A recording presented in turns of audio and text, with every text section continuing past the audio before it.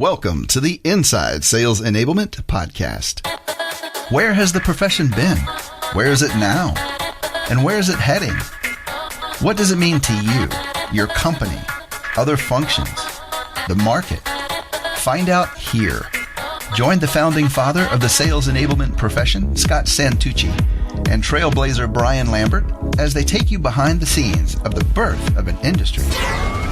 The Inside Sales Enablement Podcast starts now. I'm Scott Santucci. I'm Brian Lambert, and we are the Sales Enablement Insiders. Hello, Insider Nation. Welcome to InsideSalesEnablement.com, the only destination that is designed specifically for veteran sales enablement practitioners. Brian and I are doing our part to combat all of the fake news and snake oil peddlers and the deafening hype noise out there in the marketplace. We're excited to share with you yet another special edition episode as part of our State of Enablement study. Before turning it over to Brian to introduce our great panelists, let's review how we got here so far. In mid-March, we had an amazing COVID-19 response panel. That included Dr. Howard Dover from the University of Texas, Dallas, Kunal Mehta, an executive at private equity firm TCV, and Lindsay Gore, who is a rep salesperson at Microsoft in the strategic accounts area, and her job was really to keep us all honest. I love that. At any rate, if you'd like to listen to what motivated to our State of Sales Enablement study, go into our archives and listen to episode number 28 and pay particular attention to the part where Kunal is talking about the need for sales enablement leaders to stitch together programs, how it's not happening in pretty much any company, and what kind of friction it creates from the point of view of investors. You're going to hear what inspired this whole study, the State of Sales Enablement. So how do we get here? What we did is, coming off of that insight, we decided, boy, we really need to investigate what's going on here. So we crafted a survey, and the survey was really designed to capture the voice of sales enablement leaders. We had 12 question surveys, and most of them were open-ended questions. So if you know anything about fielding surveys, it's generally really, I could go on, but I think you get the point, hard to get people to respond to open-ended questions, let alone a survey that's mostly subjective to start off with. So when we fielded this, and we fielded it through my LinkedIn network and Brian's also LinkedIn network, we thought this would be success if we got 25 responses. So of course, in typical sales manager fashion, I decided I'm going to double the quota on myself and said, we need to get 50 responses out in a week. So that the end of March, the first few days of April, we fielded this study. So we wanted to get 25. I set the goal at 50. How many responses to this did we get? What did you, Insider Nation, do? Did we get the 25 that was our target? Did we get 35? Wow, that was good. We exceeded our target. Did we get the whole 50 that our goal is? No, none of those.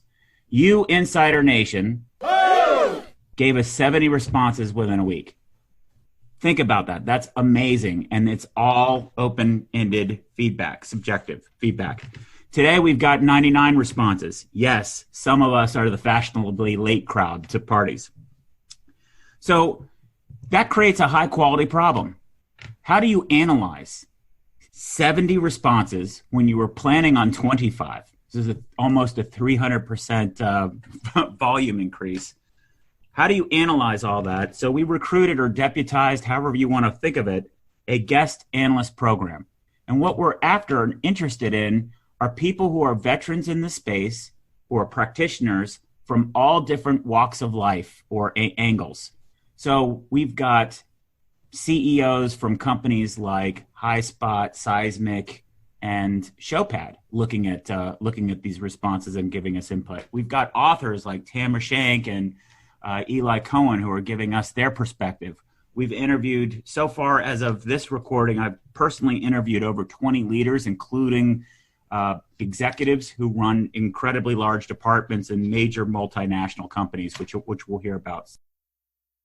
Then what we wanted to do is, boy, these interviews are so rich and the perspectives are so great. We wanted to create a model to synthesize that information. So we created this idea of these panelists, these panels. So we get a group of, basically you've heard that saying of birds of a feather flock together. So we wanted to get people who are like-minded together and find areas where they agree. So the reason that we do these panels is, one, we want to be transparent with our research process.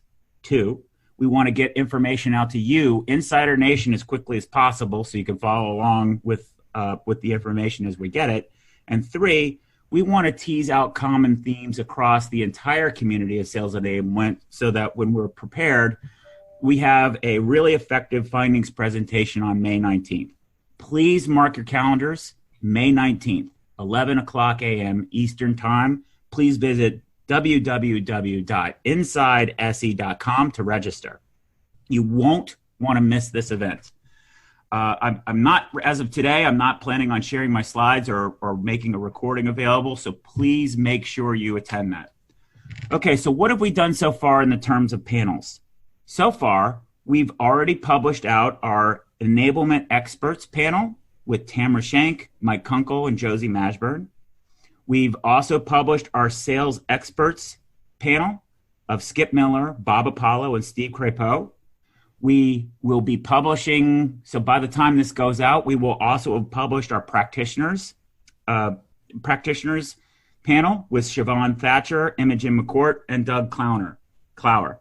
One of the themes that's been emerging that's very fascinating is that sales enablement has a different texture, flavor, perspective based on your background. So what was interesting is the last panel, not a single one of them had a learning development or any kind of formal training experience, expertise whatsoever. And that tracks to my background. I have no L&D or professional training background whatsoever, yet I was pulled into the sales enablement arena. So what's interesting is we want to provide the lens, the perspective of people who do have a strong L&D perspective. And with that, we asked Brian, who has much more of an L&D credentials and L&D than I do, to pull together this panel that we've got. So to give you guys all an introduction about Brian, there's a reason I call him Dr. Brian Lambert. And the reason that I call him Dr. Brian Lambert is he's earned a PhD. I haven't, most of you haven't. And what is his PhD is? It's in organizational behavior. He's written 3 books on sales process and actually ran at the time it was called ASTD, most of us now know it as ATD, sales training practice. Those are the things that he did before he joined our team at Forrester. And the rest is, I guess, history. So Brian's pulled together a great, fantastic panel of people who definitely have an L&D background. Brian, could you introduce the people that you pulled together for our experts for this panel, please? Yeah, sure. Thanks, Scott. I'm really excited about our panel today. I've known these guys for quite a long time, and they're all, interestingly enough, based out of Raleigh, North Carolina, and I'm in Charlotte. So I guess we have the North Carolina crowd today, which was a bit of an interesting piece of trivia for us. They're also members of and participating in the Sales Enablement Society. So that's cool to me as well. The first person I'm going to introduce is Barry Shields. I've known Barry since 2006, actually, when I was with ATD on senior staff. When I launched that community of practice, what is now the Sales Enablement practice, I was doing global research for a sales competency framework. And one of the folks that I reached out to was Barry. And since that time, he's been great to really have discussions around everything from brain science to how people learn. And also, when I was actually new in my new gig in a Fortune 50 company, I actually brought Barry in to run the experience team on my team. So Barry Shields, can you introduce yourself, please? Hey there, Brian. Thanks for having me. I'm Barry Shields. I'm now with Avalara. Avalara is a company that computes sales tax in the cloud for retailers, both online and bricks and mortar. And so I currently lead the end-to-end learning function. 3 things, a few things I haven't led before, both the learning architecture and design and development, but also this time around leading the delivery side of the house also. But I do that for our Go Live team, or our implementation consultants, if you will, for account managers, folks who manage the account after the initial sale, and also for our customer support organization. Thanks, Barry. The next person is David Summers, and David and I have known each other for a couple of years now. I actually reached out to him as part of my networking when I moved to North Carolina, and he was actually just starting his global enablement role at GitHub, and GitHub had made an investment, and they brought in David to stand up sales enablement from scratch. So that was a really cool position for him, and he's done a lot of work since then, and we've stayed in touch, especially around building out sales enablement, building out a team, new hire training, et cetera. So David, so glad you're on the panel today. Can you introduce yourself? Yeah, thanks, Brian. And just quick clarification, I'm with GitLab, and we get the GitHub all the time, and it's funny because that's actually part of our sales onboarding program of helping the sales team. How do they respond when somebody mistakens that they're from GitHub, which was purchased from by Microsoft and the tune of $6 billion plus a little while ago. So GitLab is a private company looking to go public later this year, or we'll see what the market conditions allow. But yeah, I lead our global field enablement team, which includes looking at how we help our pre-sales and post-sales field roles be more productive, faster, accelerate their time to productivity, and help reach the desired outcomes for the sales organization. So that includes both from lead gen reps to the sales team to solution architects and to our technical account managers as well. Thanks, David. I appreciate that. And I guess I need to go through new hire training to learn that. I think you just did. I think I just did. Yeah. Thanks so much for that. Sorry about that. All right. The next awesome person is Garth McKinney. And Garth is at Red Hat. And we met through my company.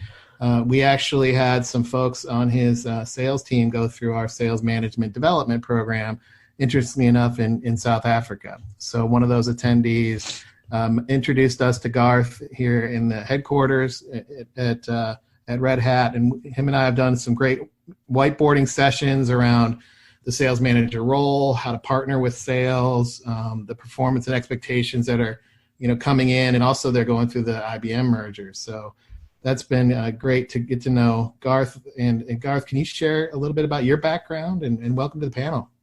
Yeah, thanks, Brian. I do work at Red Hat. We're an enterprise open source software company, and we were recently acquired by IBM. And so that's been really interesting as we've been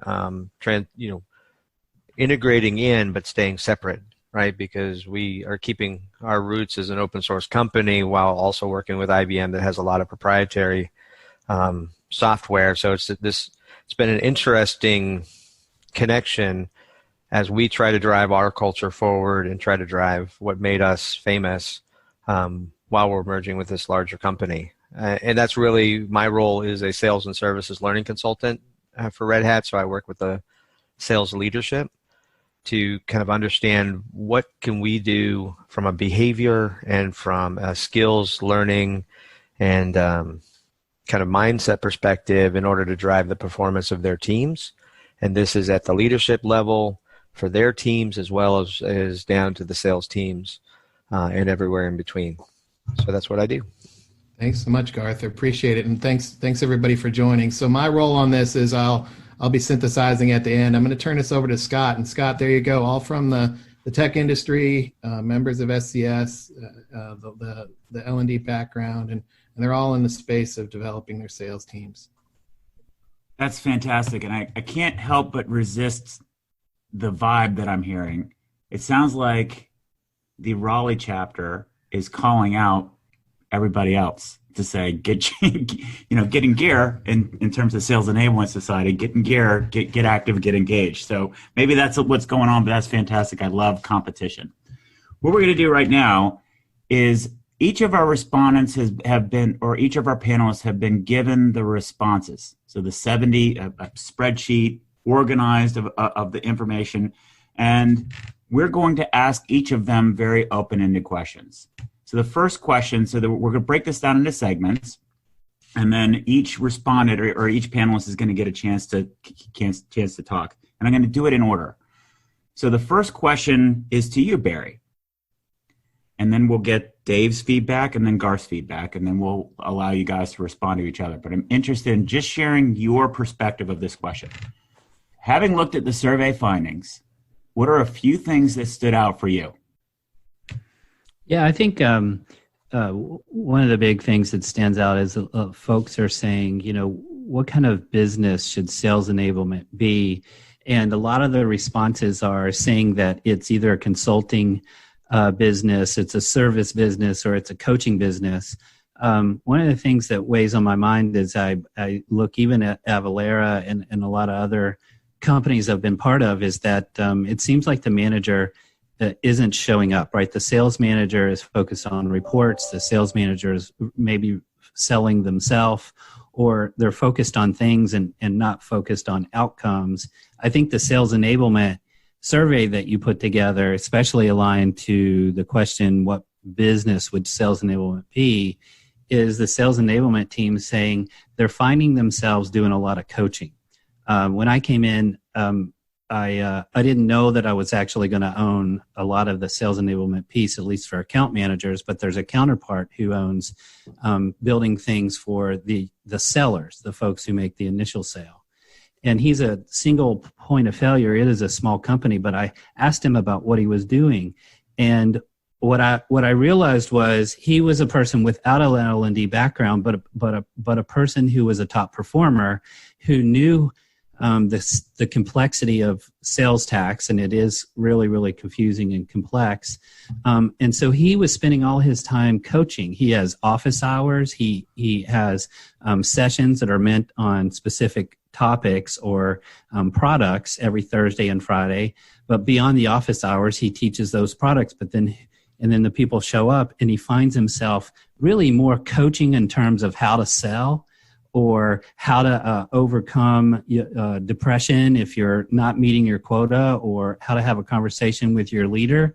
All of the things that we would have expected the seller's manager to have been doing. And so when you look at these results, it seems like that's what people are saying. Sales enablement should be consulting and services. It should be coaching. It should be, like a design firm and an agency, et cetera. So I'm thankful to be in the enablement space. Folks allow me to play there because of my learning and development background.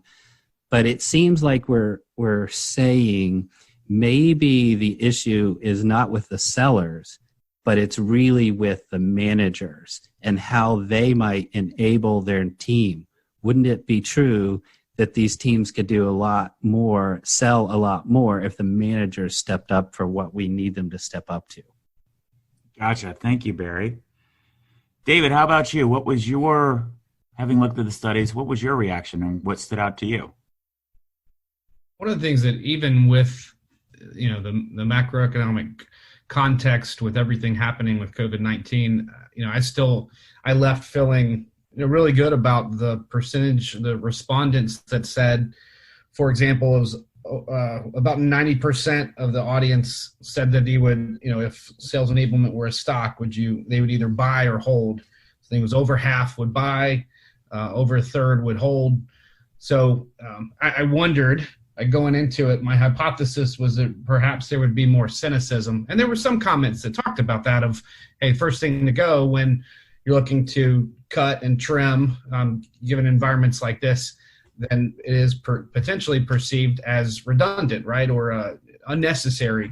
But I felt reassured that others see it the same way I do it. Of no, this is it's a strategic importance to the organization. And it talked about, I think, over half of the respondents did consider sales enablement to be really a linchpin to help execute transformational efforts in the sales organization. So the cynic in me went to some of the information about, well, who were the folks that were saying, that it's not that.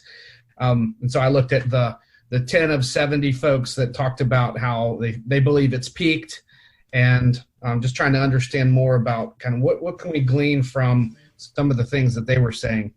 So, but that was the biggest thing for me, is just what stood out is overwhelmingly, there were very few people that said sales enablement is just a fancy word for sales training. It's much more than that. It is more strategic than that. It is looking at the organization does need to transform because buyer behavior has changed, macroeconomic situations have changed, and sales enablement plays a key piece to say, yeah, what are the behaviors? What are the skills? How does our organization need to continue to evolve to take advantage of the opportunity? Awesome. That's a great reaction. So a data point for you, David, and for everybody in the panel. One of the things that we promised survey respondents is that they would get the findings back once we were able to polish them up. In emails back, we had 9 does not work here anymore email bounces from corporate addresses. So that's 13% of our respondents were no longer at their companies. So just another data point in terms of that balancing act between, how cynical and how optimistic does one look, just presenting facts.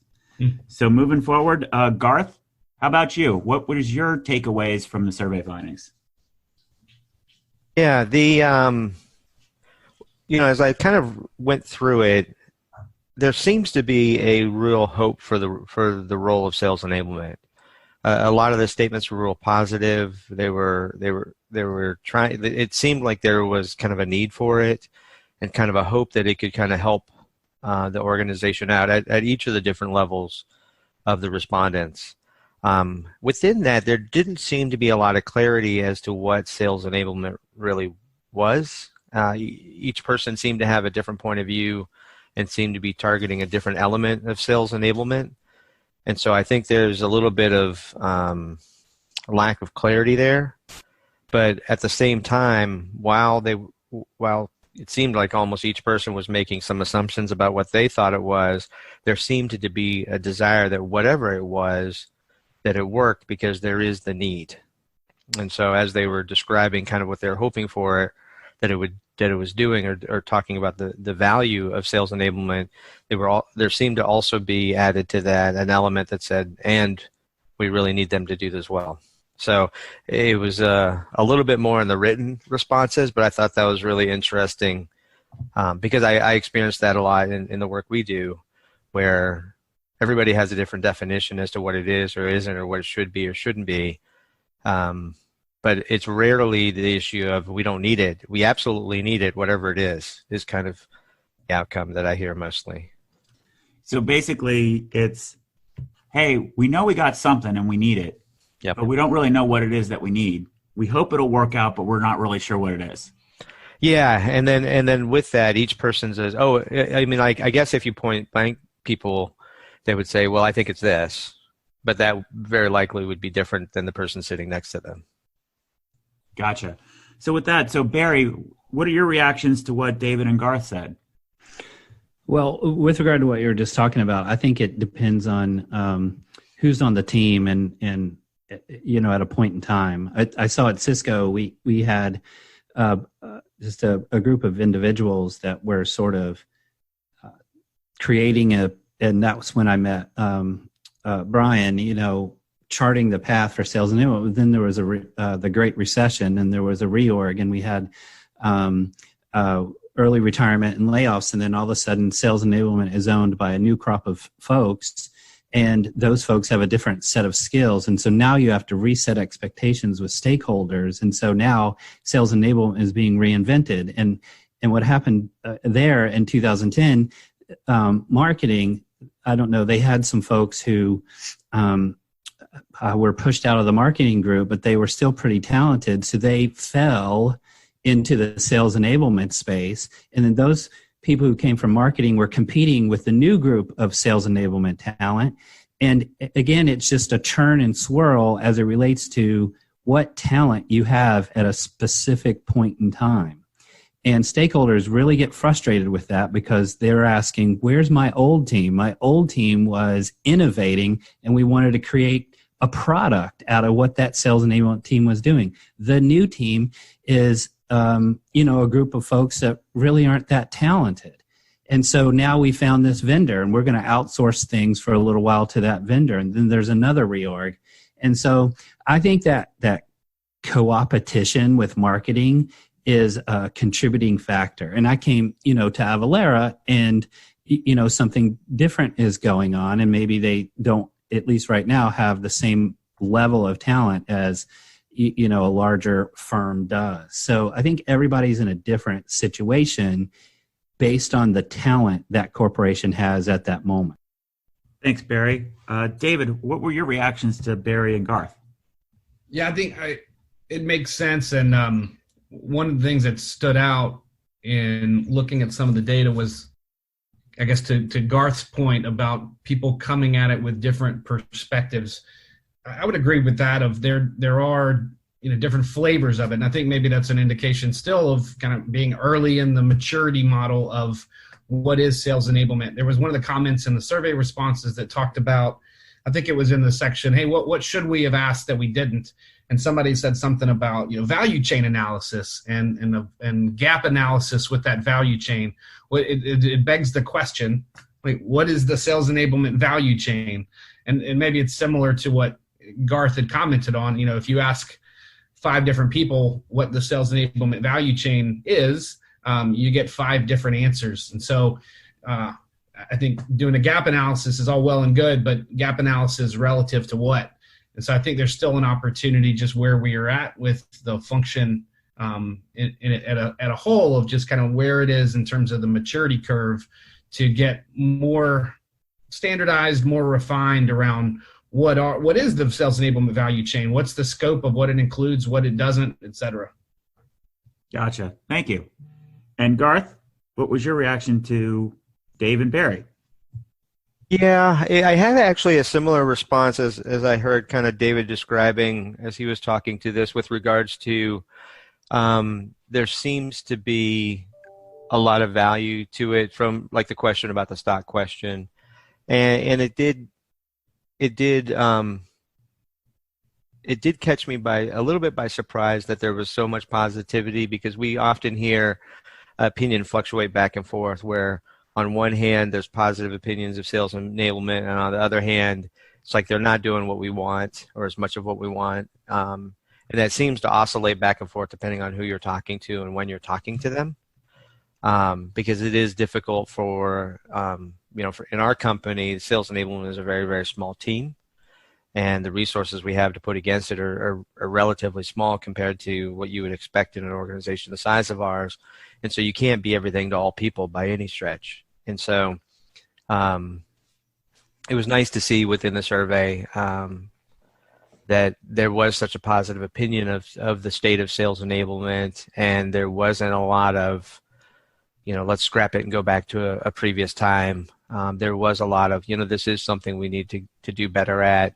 It is on the rise. It is something that we need to almost double down on to get better versus this is something we need to stop doing. Got it. So some of the themes that I'm hearing from you guys, I'm going to ask you guys to react to it, because the goal here is to tease out common themes. A common theme that I'm hearing from you guys is, for lack of a better word, this came up in one of the other interviews. It's sort of a little bit of schizophrenia. And what I would share that by is, even within the community who are bullish on sales enablement, there's a whole bunch of different descriptions or different perspectives of it, which then I think, to Barry's point, how would you represent that sales enablement department if the practitioners in the space have lots of a lack of clarity? How are you going to manage expectations of many, many different departments, each of whom are going to have their own slice to it? Is that a fair, how do you guys react to that summary? Yeah, I think that's good. And I think what people do is they show up and they define sales enablement the way they need to, based on what they're facing and who they have around them in the moment. And that confuses stakeholders over the long term, because a vendor comes in like Seismic and defines it as very differently than maybe how I have in the moment. And the stakeholders like, well, who do I believe? Is it Barry's definition or is it Seismic's definition? And is it really a thing? Oh, never mind. I'll just go to marketing. How about you guys?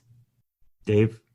Yeah, I think I would agree with that. I think some of it's just inherent to the fact that sales enablement as a function is so cross-functional.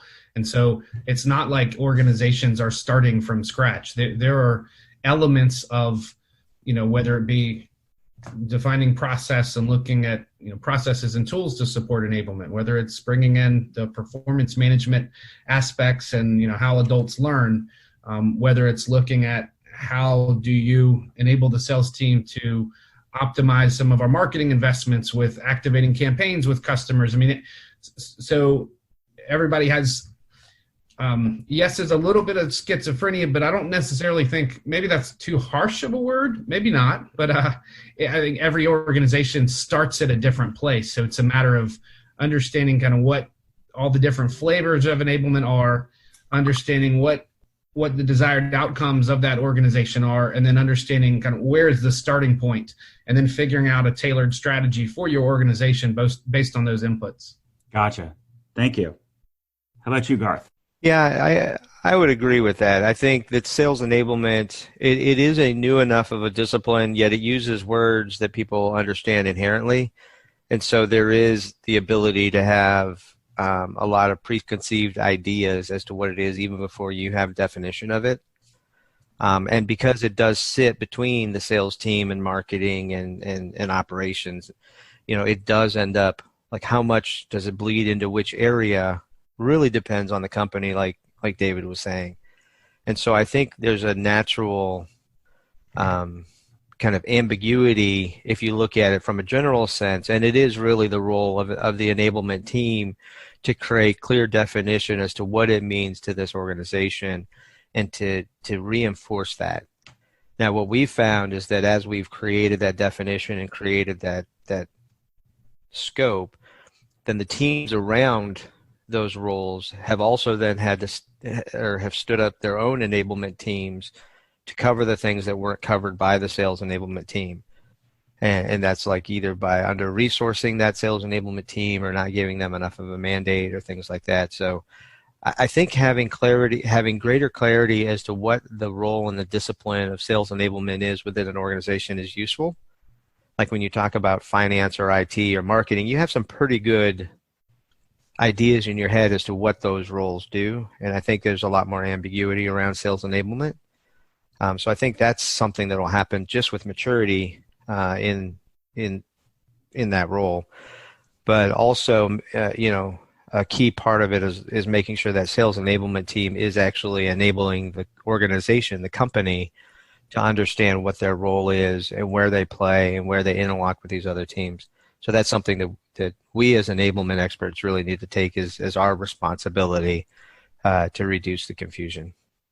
Excellent. I think that's a great segue to question number 2. Question number 2, and we're going to start, David, you're going to be the first person, and Barry, you will be last this time. So it's sort of rotating around. This question is, what is your favorite question and why? What was your favorite question and why?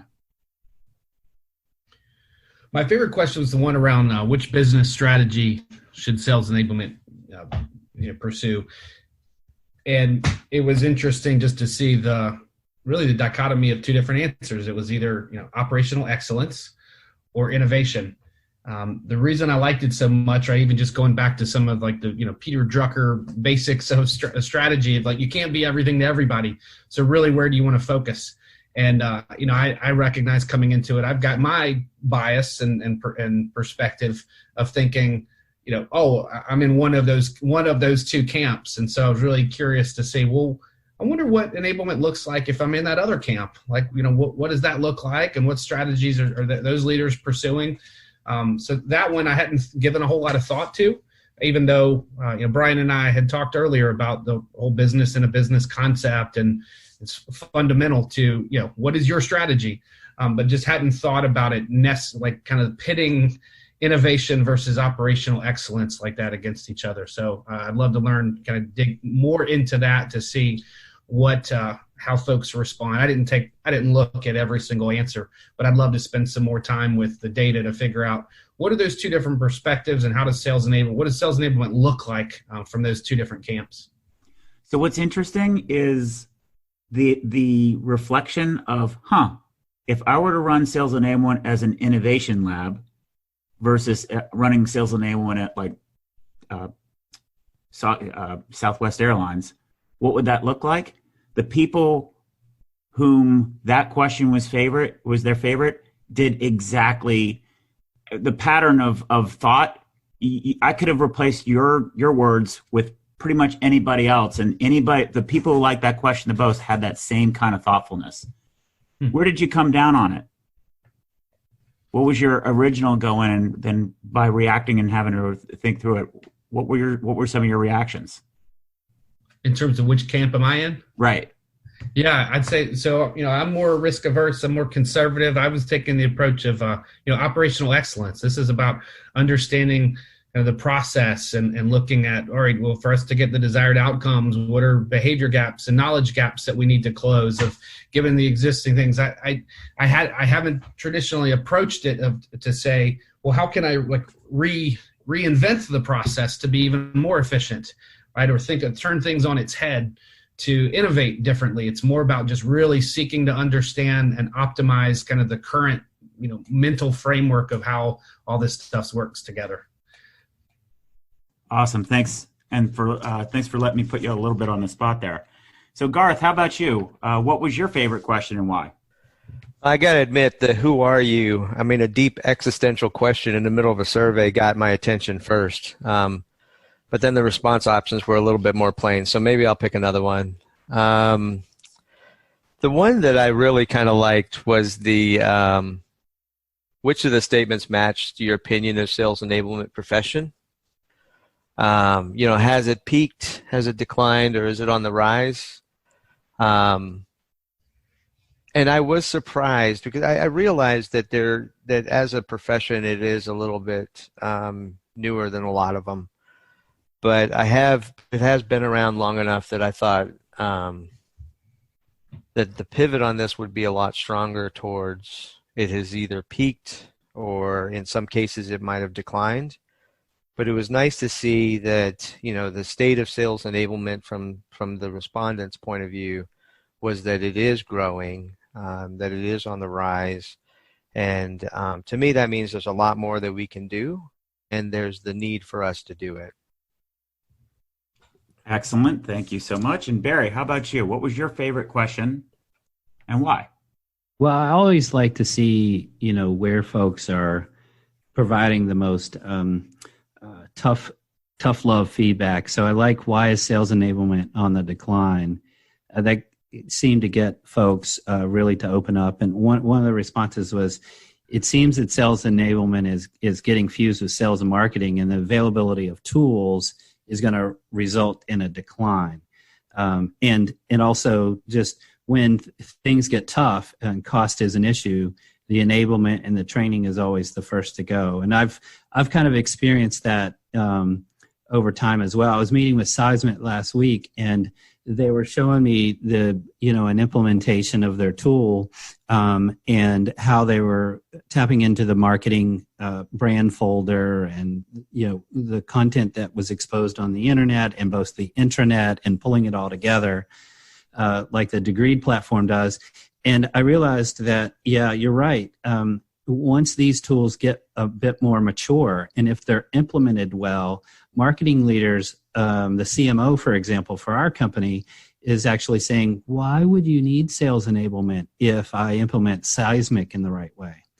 I mean, the data sheets, the one-pagers, and so forth that marketing is creating, and some of the user-generated content that some people in sales build really could just be funneled through a Seismic tool, and it's not very clear then why you actually need the sales enablement function. So that's what kind of stands out to me. What is the technology that's driving marketing to believe they should have conversations that lead to the elimination of sales enablement and marketing taking over everything once again? That civil war between marketing and sales enablement is always a huge, huge thing that I like to kind of watch for. Awesome.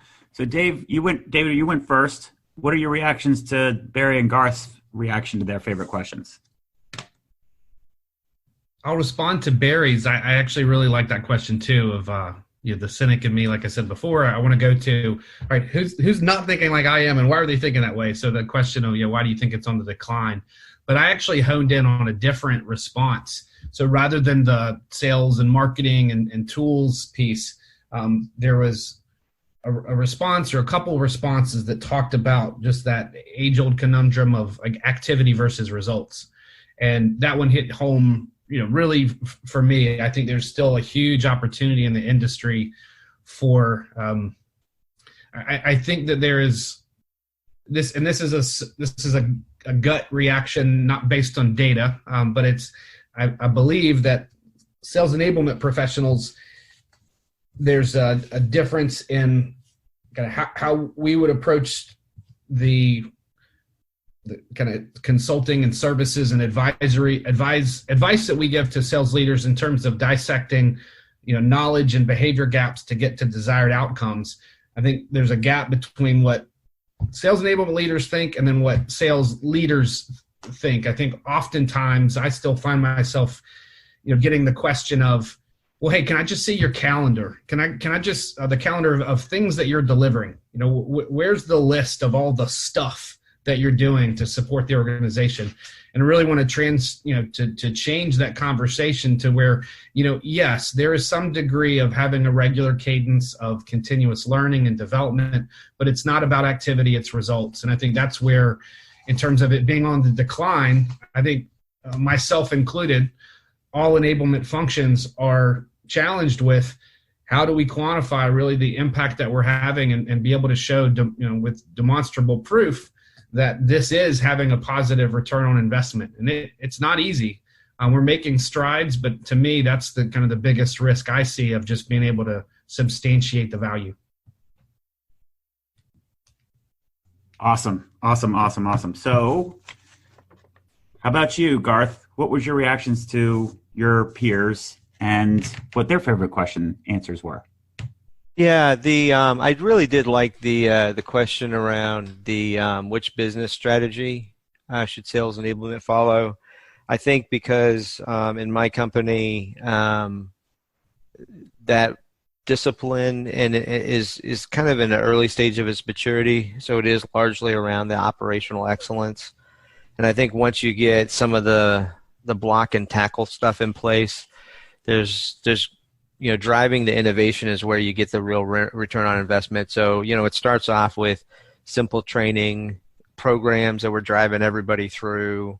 Then you build out your competencies and stuff like that so people can start driving their own development. And then you kind of mature from there. But when sales enablement gets really fun and really exciting is when you get a lot closer to what the sales team is doing. And then you're optimizing those tools specifically for how they're selling with the customers they're selling to.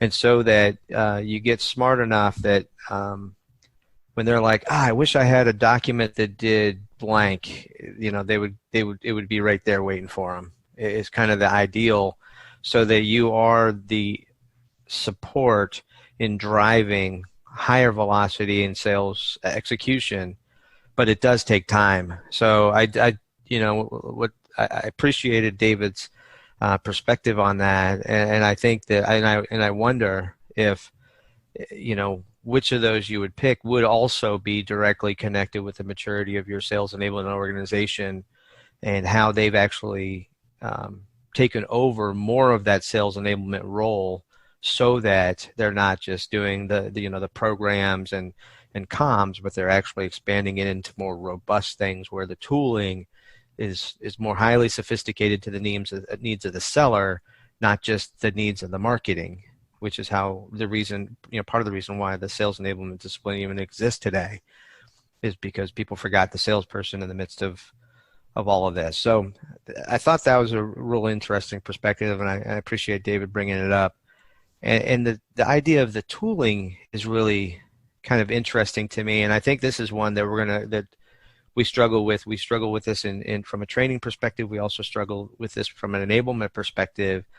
Is you always buy the great tool that does the job, but if it's not implemented well, and if it's not done in line with the training and the support and the reinforcement and all those things, then suddenly you have these incredibly great tools that everybody hates and they're not working. I started my career working years ago in helping salespeople use their automation tools as a part of their role. And you could easily see just from the first day of training which companies were going to use it and get a ton of value out of it and which ones weren't. And it really depended on how close it was to how the salespeople would use it. Like how do they do their day-to-day job, and does the tooling really support them doing that? And was the tooling designed to help somebody else or to help that salesperson drive their business? And so I think that as we look into that, it'll be interesting to see that tug of war continue. But even with great tools, that in no way diminishes the need for a good sales enablement support of those tools and making sure that they land and they're used. Awesome. Thank you. So Barry, you are the anchor person here on this relay. What were your thoughts or reactions to everybody else's dialogue or contemplation about the future sales enablement question from your peers? Well, I'm just so thankful that my peers are experiencing the same thing as me, right? And that is the product teams push us to build not necessarily programs or end-to-end learning experiences. They push us to build things by Friday or by next Thursday, right? And the next thing you know, everyone's wanting you to put together a taxonomy so that you can categorize the 1,349 things you build a month and all the random acts of sales enablement. And that's what we're good at, right? Is designing these things. And next thing you know, we realize we didn't have the tough conversation to say maybe less is more, and who is our customer? Because I think it's so inside out rather than outside in, right? It's I'm here to support the product team because the product team has said to me, it must be true that I've got to build training for their dot release or for their major release. And oh, great, my company has 19 products that isn't nicely put into a solution. So is our customer the product team, or is our customer the sellers, or is our customer, the companies that are buying what we're producing, right? What the company that you work for is producing. And I think that not everyone is on the same page. So we stop fighting and we just say, okay, we've got a team of people who can build stuff. So let's just build it. Let's do a QBR and count up all the things that we build, then go present that to the chief operating officer. And we'll get credit, not for a great return on investment, but because we built 123 knowledge articles per week. And we can calculate that it only took 4 days per knowledge deliverable, et cetera, et cetera. Thus, we need more head count. Yay, we get to survive another year. So it's about counting rather than communicating value. And I think we just get stuck in that. Right. And then if I'm a salesperson and I have 123, what did you call them? Knowledge articles? Yeah. How would I use 123 knowledge articles? You don't. You don't use any of them. You actually ask for coaching one-on-one by the sales enablement guy or from your manager. So I take office hours from your peer. Exactly. I was trying to, as you were describing your peer at Avalara, Barry, I was trying to determine whether or not he's a professor or if he's a psychologist. And I was sort of balancing, are the office hours to provide therapy or the office hours to provide courseware? And it to me, I was trying to plot it out. It sounded like 50-50. Yeah, it's both. Okay. Yeah, and it's a single point of failure. And so that's a really big deal. So we're getting up to the last question. I did want to share with you guys something that I found pretty interesting. So this is our fourth panel, and the top two questions that have been resonating the most with the other panels were the letter to shareholders question and who is the customer sales enablement. And I think this is pretty funny.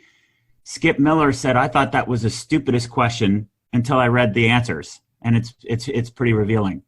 So I think it's pretty interesting what you guys thought were the most important that are outliers from, your other cohorts. So what I would recommend that you guys do is listen to the other panels and see how we can build on everybody's perspectives and add more of a tapestry here to this. But I thought that was fascinating.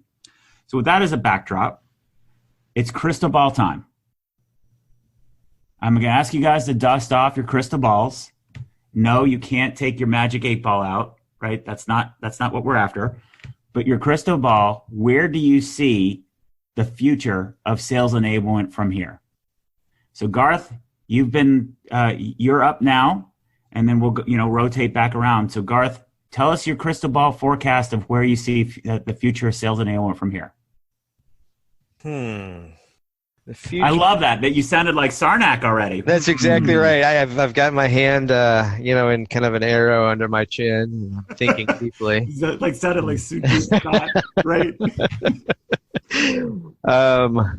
It's a little murky, but as I gaze deeply into it,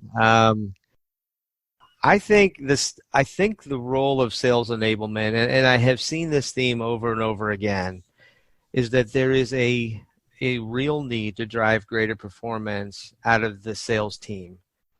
And the performance isn't connected to a lack of skill. It's not exclusively a lack of tools. It's a lack of being heard. It's that, sales manager capability. I mean, there's just so many dimensions to this problem that's there, and there's really nobody else that's tackling it. And I have conversations with marketing regularly. They have no idea what a salesperson is or does in any tangible way, and none of the other people do. And then when you go into the sales organization, they're so focused on themselves that they can't make that connection to the others. So the sales enablement role, as I look into the future, is something that's going to get stronger and more robust. And I do feel that it will be less about doing things and creating widgets and producing stuff. And it's going to be a lot more about connecting these different groups together and creating kind of the glue in the middle to make sure that when there is content that's coming out of the marketing team, that it is actually designed to help the salesperson actually sell. That when you have things going on through the operations team and tooling to help the sales team, that it actually supports their sale. That the data we're collecting actually helps the salesperson understand how to do things better, and that it's connected there and that it resonates. And it's about them being able to see what are the things I can do differently, because they're smart people, they're capable people. They just need insight, so that they can then drive a lot of their own change. And so I think what we'll find is the sales enablement function will mature to the point where it really then does deliver on the promise of sales enablement that we've been touching in a lot of different ways, but in a more holistic way within an organization. I think we have a pretty long ways to go to get to that level of maturity. I think we're tackling it in a lot of different pieces. But I do believe that we've come a long way in a very short amount of time, and the next, 5 years will be really interesting to see if us as sales enablement practitioners have the courage to stand up and stop doing so much and just do so much better in a targeted way, that really the sales team walks away and says thank you. Because we've actually really met them where they are and helped them drive themselves forward. So that's what I see. Excellent. Okay, Barry, how about you? What does your crystal ball see for the future of sales enablement from here? Well, I think the civil war between marketing and sales enablement is going to be won by marketing. When you look at the marketing functional organization, you've got brand marketing, digital experience, channel optimization, campaign operations, marketing analytics, et cetera. And for some reason, the CMOs always leave out sales enablement. And I think that sometimes training teams try to do that, or there's a sales enablement team, or the sales team sort of owns it themselves. I think marketing is going to give up the ghost and mature and say, that's a thing that we always struggle with. And for some reason, people always create a separate entity. Why don't we just pull that in and make it a very clear discipline within the marketing organizational structure? That's what I think is going to happen. And then the marketing team is going to write better, to design better, and partner with companies like Seismic and probably lead to sales enablement as we see it today. Just not being around, not being there. It's going to be a clear discipline within the marketing organization. Wow. I love it. That's a very challenging, bold prognosis, I guess. That's great. All right. Our last person. So David, how about you? The crystal ball, bring us home. Where do you see a sales enablement going from here? I believe that there'll be several things that force the sales enablement function to mature, and I'll highlight a few of the areas. I mean, that's not all that thought provoking, but the areas to mature. One is just being just like I think the great work that the Sales Enablement Society did to define the definition of sales enablement. I think a next step, and maybe this is already happening, but like really understanding for lack of a better word, what are the functional competencies of a sales enablement team? I really like what Barry mentioned earlier, talking about what depends on the perspective and skill sets you have in the team. When I start thinking about, all the things that a good, world-class sales enablement function can and should do, I don't know that there's an individual that has all the requisite skill sets. I really do think it's about finding leaders that can build a diverse team with different perspectives, ranging from sales acumen to process orientation to how adults learn to having technologists that understand opportunities for automation and artificial intelligence and machine learning and how that can advance things, looking at the discipline of change management, being data driven, and then also just marketing savvy. Sales enablement in many respects is like internal organization marketing to the sales organization. So I think it's rare. It's going to be difficult to find, again, professionals that have all of that. So I think it's about building a team of folks that bring all those different capabilities and experiences to bear. But nonetheless, by defining those and being more explicit with what those sales enablement functional competencies are, it starts to provide a more explicit development path for folks that come into and want to take part in sales enablement. I think other areas of maturity will be, I think, the executive leadership's expectations for sales enablement will and should continue to increase. And so they should be able to go to say, look, I know there are these 8 flavors of, I'm making that number up, of sales enablement. And sales enablement's not a function, it's a cross-functional process or a way to work together. We need these 4 things because we think that's going to be most impactful to the business. So sales enablement team, I need you to deliver on these 4 things instead of it being a little bit more amorphous or ambiguous than it is today.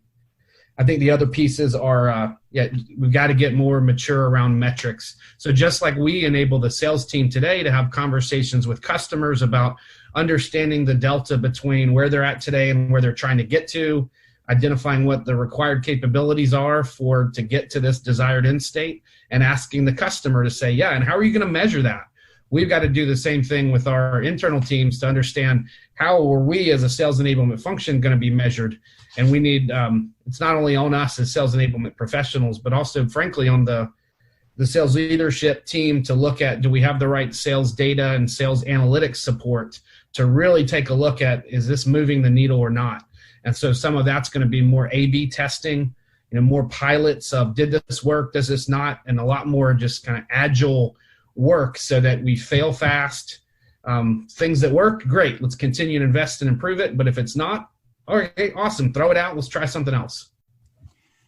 I got to ask a question for all of you guys. First of all, every one of your answers was incredibly thoughtful, self-reflective. You connected the dots to your other departments. You thought globally. You answered in the short term and also projected out to the long term. All of you guys had a same format, and it's been different from other folks. I'm just curious, from a Myers-Briggs standpoint, What are your guys' personality profiles? I'm just super curious. This is Barry. Mine is ENTJ. Okay. Same here. I'm barely E, but E. Barely E. Yeah. That's funny. Yeah, I don't know mine off the top, but I'm more impact. David and I are pretty different. Interesting. So that was just I was just blown away. You guys did a fantastic job. So I'm gonna use that to transition on. So if you're listening, Insider Nation, and if you see any of these guys around, please buy them a beer. Even though Barry doesn't need to have a beer, apparently Barry's bunkered out on his own beer supply. Still, it's a sign of respect. I think it takes a tremendous amount of courage and a tremendous amount of support for you as a community for these guys to be this open and sharing. I'm incredibly impressed. So Barry, David, Garth, thank you so much for your participation. That was excellent. These are not easy questions to answer. Open-ended questions never are. Brian, can you wrap up or summarize what you heard to the findings, and let's get our panelists to agree on what they've agreed on? Sure. Yeah, absolutely. And I echo those comments. Guys, on the last podcast that we're dropping, we actually discovered a new disease on that previous podcast called productitis. And you guys can hear about it on the previous episode. But on this one, Barry, you done killed off sales enablement and gave it to marketing. So we're gonna probably have to unpack that a little bit more. But that was well, it's gonna be funny because he's gonna be a hero among our marketers because I'm literally interviewing CMOs this week. So we'll get Barry to be their advocate. Yeah, I thought that's what everyone thought. I'm surprised. Well, so that's going to be the first theme is I'm going to net it out as doing well may be different than doing what's needed. So I think that's the takeaway that I'm getting at from you guys here is this idea that doing what's right, it might be different than what people would consider doing well right now. Like, for example, you're talking interconnected, what sales teams need, not what they want. The idea of blending, this blend that's happening with frontline sales managers and the enablement teams, that's an interesting discussion point for a lot of enablement leaders to have. Well, what's the role of management? What's the role of enablement to move the performance needle? You guys talked about courage and doing what's right and being more focused and laser beamed than obviously Barry's comment about marketing. So that's my first theme is doing well may be different than what's needed. And you guys are talking about what's needed, not necessarily what people want. So what do you guys think about that? I'll start with you, with Garth. Do you agree with that as a theme of your discussion today? Yeah, I mean, I might be just a little self-focused here, but I mean, that is absolutely the theme that's kind of been the resonating theme for the last couple of years for me. Coming from a bit of a training background, just us doing simple training properly, like thinking actually how do adults learn, bringing them into a room and telling them 100 things within, a 12-hour day is highly ineffective for driving retention, right? And we've known this since, the late 1800s, and yet we haven't found a way to be more thoughtful as to how we deliver content so that people can retain it. So, that is an ongoing theme that we've been really, really looking at is, how do we convince people or how do we help people realize that what they're asking for won't get them the result that they're looking for? There's a different way to do it. And that's been a struggle for us. And, but I think that's a great theme that you pulled out. Okay, thanks. Well, I got it from you guys. You guys are awesome. All right, David, what do you think? Do you agree with that? I agree with that. I think it's laced. The undertone is there is cautious optimism, or maybe it's optimism for the future of the function. It's a recognition that things do need to evolve and mature, and certainly one of those is focused on doing the right things, not just what everybody wants you to be doing. Yeah. Okay. Great. And Barry, what about you? Doing what's needed versus what other people are asking for as a theme. Do you agree with that? Yeah, I just think the marketing leader, not the sales enablement leader, since sales enablement doesn't exist anymore in the future. No, but the leader, right, of either the learning organization, sales enablement organization, or marketing needs to be able to have a tough conversation. I wrote a product engineer who wanted some API training to all customer service agents by next week. And, you've got to be able to stand up to that individual to say, let's focus on what they need to learn, where they are in the evolution in terms of their skills. And we've done performance assessments and we know, where they are today. And let's make sure that we can net it out, because we know, because we've spent time with these sellers, that, they're busy and they don't want to take training, and not for nothing, they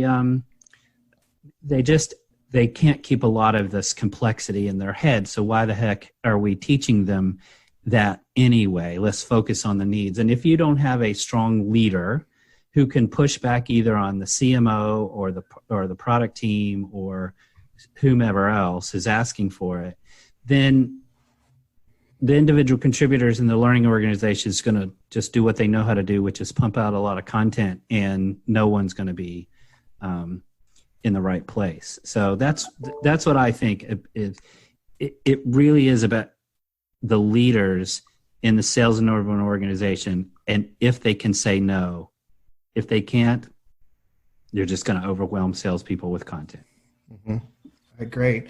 The second theme I have is perceptions reality. So if you guys, if you remember, if everybody has a different answer about what sales enablement is, what's the impact of that? And I think Garth said it. If everybody has a different perception about enablement, they're not going to agree, and other departments are going to pop up to cover. And if you're not clear. So if that is the perception you're setting, is you're not clear, then that's going to create some impact. If vendors don't agree with leaders, the seismic discussion, Barry, you pointed that out, then you said, if the seismic definition and how they approach it is different than how you approach it, what's that create in the mind of your executive team? If marketing doesn't agree with enablement, then what does the executive team think? If you start in one place and evolve to another constantly, are you being confusing to internal people, right? So these are aspects, and in sales, perception's reality. So if you're not unified, you're not unified. If you're not clear, you're not clear. It's black and white in sales. So that perception is reality theme was loud and clear here. And I know you guys are, you're synthesizing or analyzing the existing data. This is the data talking, and now I'm summarizing you guys. But one of the things that I'm pointing out here is this perception's reality, and watch out for the gotcha around that. So start with you, Barry. What do you think about that as a theme? Yeah, you're absolutely right. That perception is the reality, and that's why I think that setting expectations is so important. Why looking at the data and seeing what the trends is, and having the conversations around that.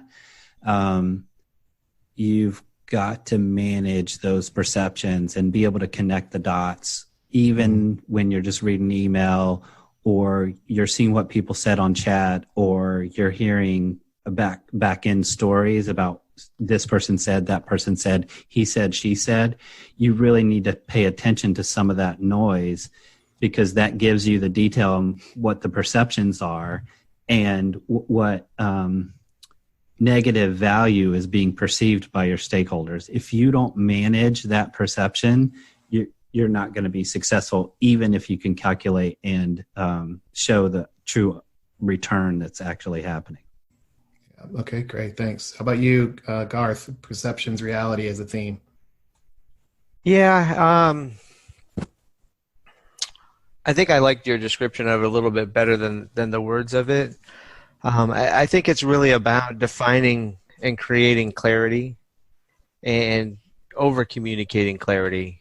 And I think as you do that, because you're exactly right, without that clarity, you really do create a lot of misperceptions. People expect different things than what you're delivering, and you're always kind of having to run in defensive mode.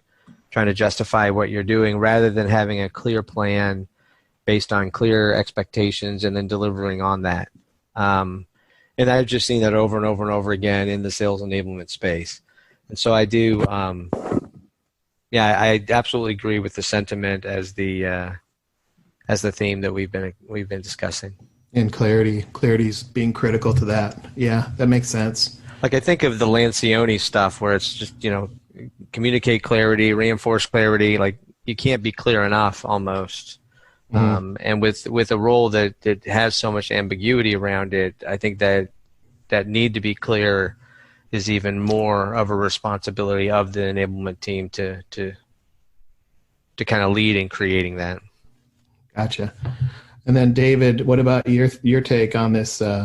My view of the summarization is perception's reality, and then building off of that, if the perception is you're not clear, that's going to have downstream impact. Yeah, I agree with that. I think an implication being, just as we teach our enterprise sales teams, about the importance of and how to do strategic account planning and aligning the value that our technology helps to solve with what the customer cares about. I think we have to drink our own medicine there from an enablement perspective to think about all of our key stakeholders, and are we building a strategic account plan to influence them, right? And understand who are the proponents, who are the detractors, what's the plan that we're doing to turn folks around or to educate folks to a different point of view, and how this is what we're offering here is a better path to getting to desired results. And we've got to line that up to speak to their language of what they care about. So I think an opportunity of just more of the how is putting that into play. Gotcha. All right, and my last theme, and I know we're running out of time, but my last theme that I came up with, which was the third one, is know what you need to say no to. So knowing what you need to say no to and what you can say no to. So you guys are very good at this idea of stakeholder management, and we've talked a lot about that in this podcast series, but what can you say no to might be different than what you need to say no to. And that's a theme here too.